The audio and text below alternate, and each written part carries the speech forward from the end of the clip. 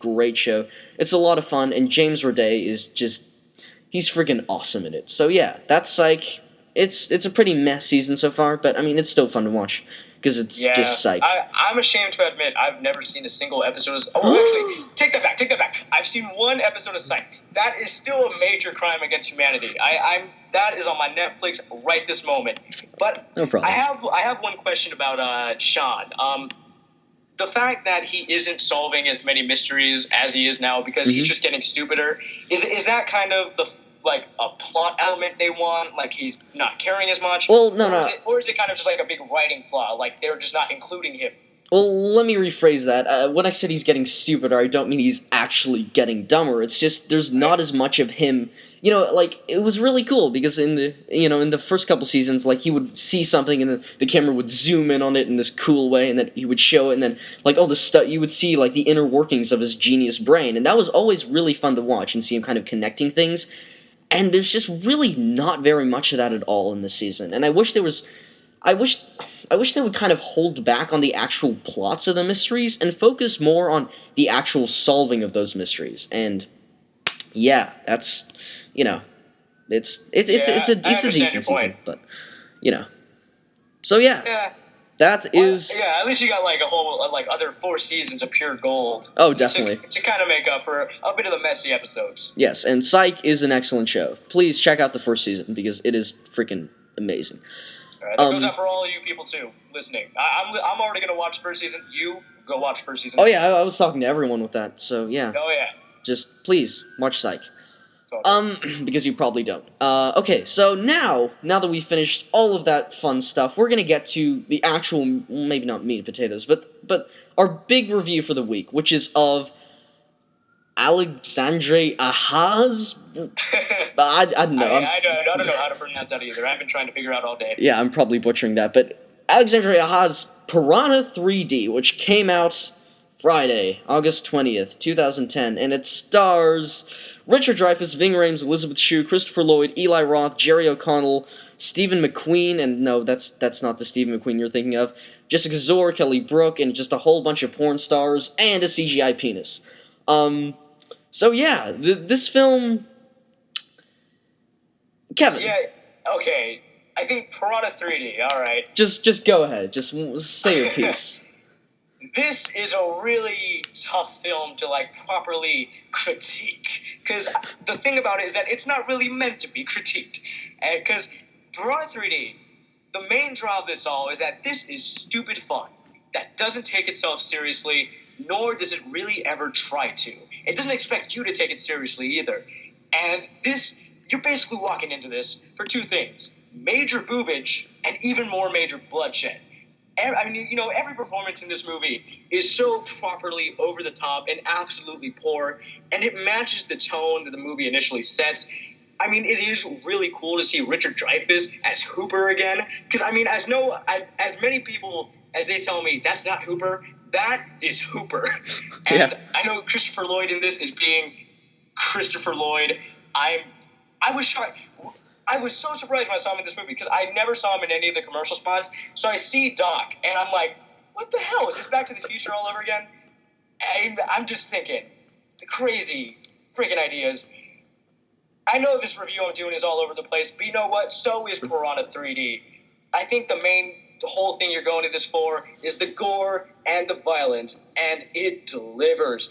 There is an endless supply of blood-red lake water, skin torsos, grisly imaginative demises, and I mean, these piranhas, they mean business, and one bite from them means one missing body part. I mean, this is a movie where people get ripped in half before your eyes, legs are bloodied and skinned, become shredded mounds of meat, and it's amazing. And I think what really makes it all better is that Piranha 3D, it does something that not a lot of films nowadays really do, particularly horror films. This one, for most of the deaths, they are made by using practical practical makeup effects. And yes. I think that is what I really respect about this movie, is that all of the practical makeup effects just make it look so much less fake. It makes it just look so amazing. Because imagine this movie in total CGI, it would have been even a bigger mess. Because I think something about practical makeup effects, it just adds more of an impression. And there's one scene, I think, where a girl is just being kind of carried onto land by two guys. Oh, yeah, oh, God. One of the guys tugs too far, and she just gets sliced in half in the middle from all the cuts and bites. And I think the funny thing is that she's yelling the whole time, and then all of a sudden, she's dead. Yeah, and she when she's ripped apart, she, like, throws up her arms, and then she slowly just, like, drops them down. It's amazing. And I think that is a great segue into what I think the real star of the movie is.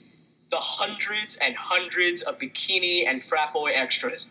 I don't know if anyone else even paid attention to this, but you could put any big celebrity name in Piranha 3D, the main stars of this movie would still remain, and it is these extras. And the reason is because once all kinds of piranha hell just breaks loose, the reactions, the movement, and the spasmodic freakouts each one of these extras have are just so epic. I know that there's this one scene in particular that I just want to know. It just made me laugh so hard. It's just I can't. You really have to see this to fully appreciate it, but there's a scene where Elizabeth Shue is standing on the sheriff's boat after this, 20 minutes of total piranha carnage has just taken place, and she's on the cell phone, and in the background you can see this guy, and he's, missing skin on, so many places on his body, and it just looks like he's seizing, like he's just shaking, and his expression on his face is just absolutely priceless, and it's just little things like that in this crazy-ass movie that I think make parts of it just so much fun, and it's so effective as well. Yeah, I think because of that, this Piranha 3D, this is a second viewing worth movie. And it's not because it's a really phenomenal film, because I'm going to be honest, Piranha 3D, it is terrible. This is plagued with so many cliches. I think the two main ones that I noticed were, alright, let's say two of the protagonists are in danger, and they have to get out in a certain amount of time, and either the boat doesn't start, or they make out and look into each other's eyes while they have such little time to get out. It's like, move! Go! Yes. There's that, and then the other big one is that everyone in this movie, they have gills. And, when I mean they have gills, I mean that there is a whole 2-minute underwater naked ballet sequence that takes place in which it's all done in practically one cut. None of them go up to the surface for air, and that goes for the rest of the movie. Everyone can hold their breath for 5 hours in this movie. It is incredible, but I think it's second viewing worth stuff, man, and I think this is seriously one of my favorite films of the year so far. I'm gonna bring out the media blender for this to sum up Piranha 3D. If you put in all of the major plot mechanics of each film in the Jaws franchise, a whole lot of Girls Gone Wild, 1/10 of anything in Dead Alive, add a tad of Jersey Shore for ambiance, you got Piranha 3D. Wow, I really don't know how to follow that up. That was that's pretty much that's it. That's Piranha 3D. Really, the amount of enjoyment that you'll get out of this film will all stem from how you approach the movie. If you try to analyze this film on really any level, you're just gonna fail miserably and just have a terrible time watching it. But if you just leave your brain at the door and realize that this film is terrible, like Kevin said, you are gonna love this movie, like I think we did. Like I said in my review, if Ving Rhames ripping a motor off a boat and using it to eviscerate a school of man-eating fish swarming toward him doesn't sound fun to you, then you have no reason to see this film. If it does, then you have every reason to see this film.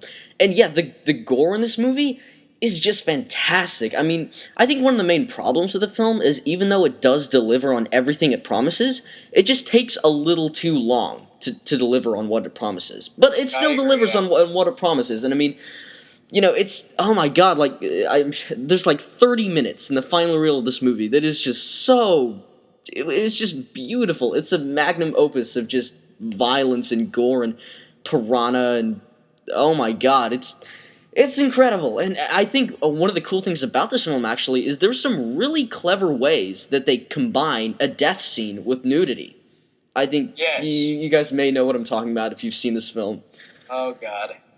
Yeah, and also, I mean, it just does a great job of emulating